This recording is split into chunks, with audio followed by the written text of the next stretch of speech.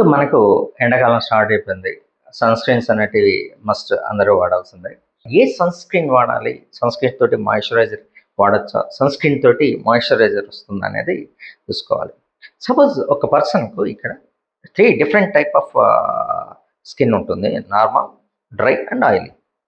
So నార్మల్‌గా ఉండేవాళ్ళు, ఆయిలీగా ఉండేవాళ్ళకు మాయిశ్చరైజర్‌తో అవసరం లేదు.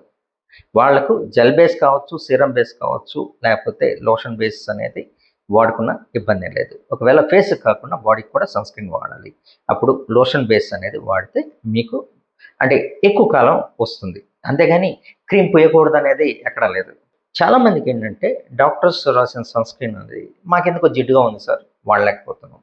బట్ ఏ సన్ స్క్రీన్ అయితేనా మీకు మినిమల్ అనేది ఉంటుందండి. జిడ్డు లేకుండా చాలా ట్రాన్స్పరెంట్‌గా అనేది మెడిసిన్ క్వాలిటీని బట్టి ఉంటుంది గానీ, లేకపోతే అస్సలు జిడ్డు లేకుండా ఉండే సన్ స్క్రీన్ అనేది ఉండదు.